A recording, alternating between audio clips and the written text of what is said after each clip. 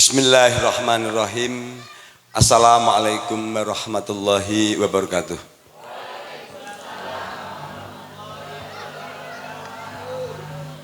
Allahumma salli ala sayyidina Muhammad. Allahumma salli wa sallim wa rahmah wa barik ala sayyidina Muhammad wa ala alihi wa sahbihi wa man tabi' wa ummatihi ajmain.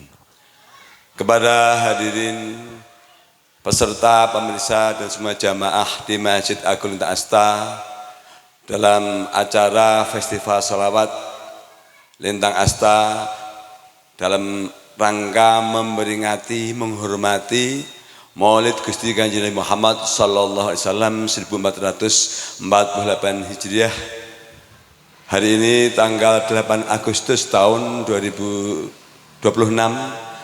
Alhamdulillah dengan rahmat karunia ridho Allah SWT kita dalam keadaan sehat, sempurna jiwa raga kita, lahir batin kita.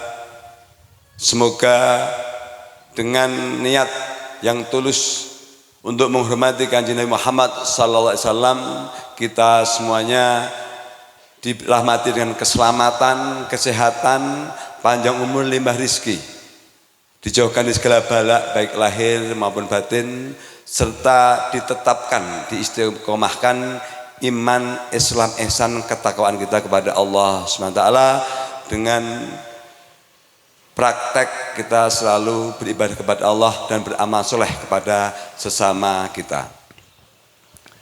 Dengan mengucap Bismillahirrahmanirrahim, dengan asma Allah yang Maha Pengasih, Maha Penyayang, Festival Sholawat Lintang Asta 1448 Hijriah dalam rangka memperingati, menghormati Maulid Nabi Muhammad sallallahu alaihi wasallam 1448 Hijriah.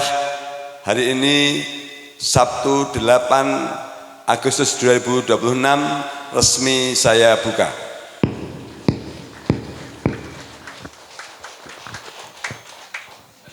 Demikian pembukaan Festival Sholawat Lintang Asta.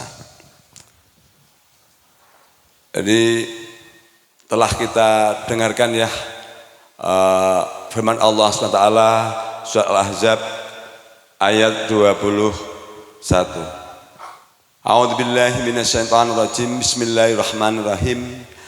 Laqad kana lakum fi Rasulillahi uswatun hasanah. Sungguh pada diri Nabi Muhammad SAW itu sebagai uswatun hasanah, sebagai suri toladan. Bagi siapa?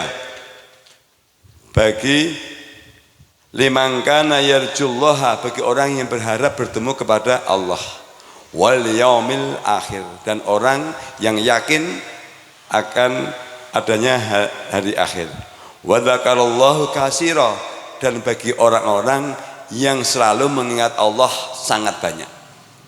Makanya kalau lagu saya itu engkau selalu bersamaku, kemudian setiap langkah kakiku, banyak sekali lagu-lagu saya itu hakikatnya adalah dasarnya semuanya dari Al-Quran. Jadi wa dzakarallahu katsira, dan saya secara jujur inspirasi itu saya dari kitab yang ditulis oleh namanya Wali Agung Kanjeng Sunan Kalijaga. Jadi ada namanya sholat daim.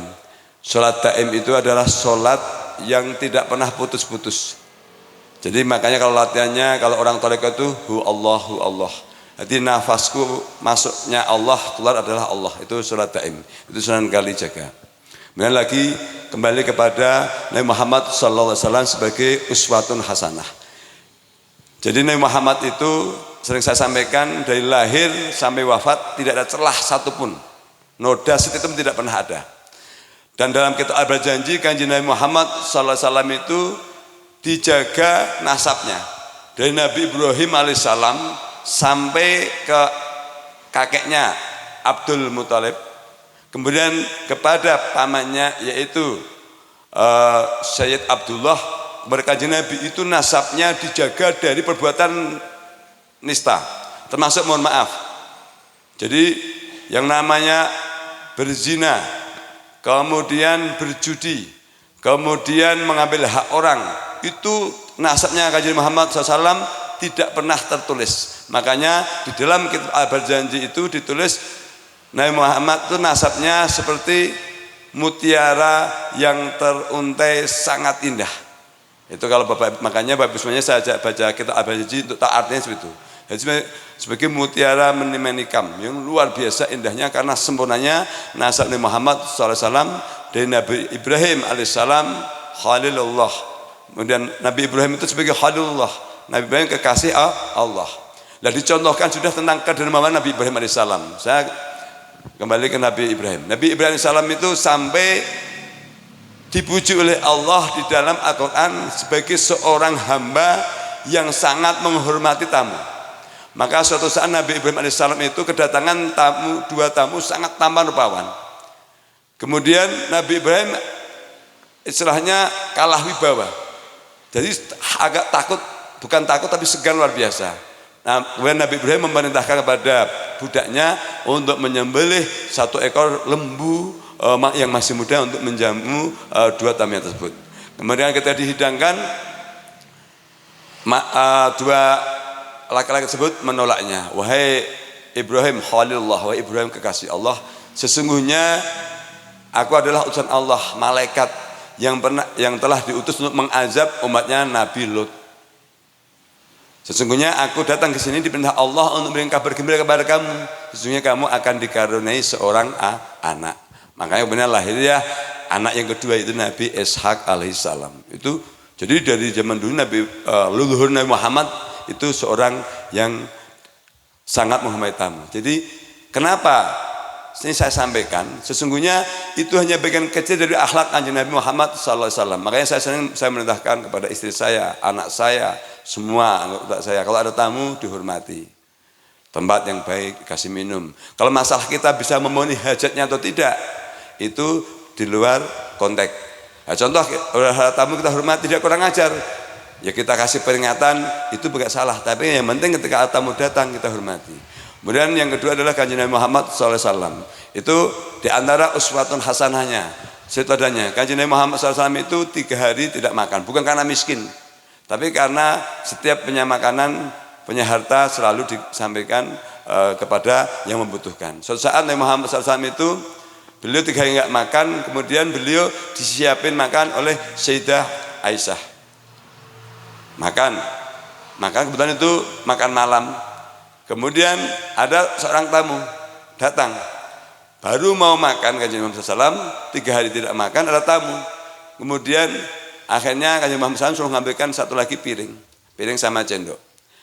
Apa yang mau dimakan Kanjeng Nabi itu disuguhkan kepada tamunya.